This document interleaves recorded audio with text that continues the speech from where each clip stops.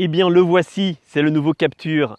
Alors les différences ne sautent pas forcément aux yeux, mais pourtant elles existent et on vous les fait découvrir depuis Copenhague.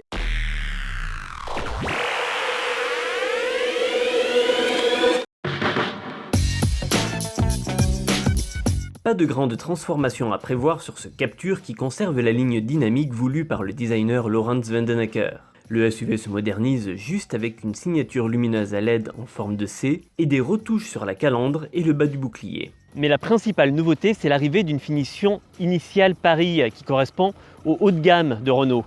Alors nous sommes sur du SUV urbain, chic, et quand on parle d'urbain et de chic, eh bien Périnée est au volant, tout naturellement.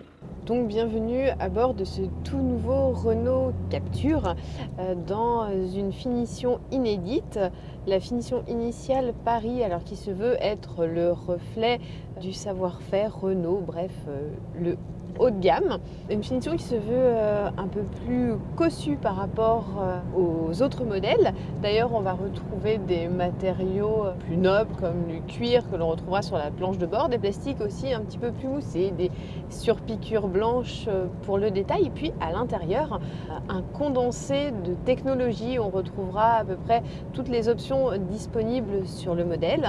Et nouveauté plutôt agréable, des détecteurs d'angle mort. On a également un toit vitré fixe qui apporte beaucoup de luminosité à l'intérieur et c'est agréable. En fait, tout est plutôt bien pensé pour une famille. Seul bémol, c'est la motorisation qui n'est pas vraiment le reflet de ce que veut être ce véhicule. C'est un 110 chevaux DCI qui manque un peu de peps et c'est dommage parce que le châssis est bon.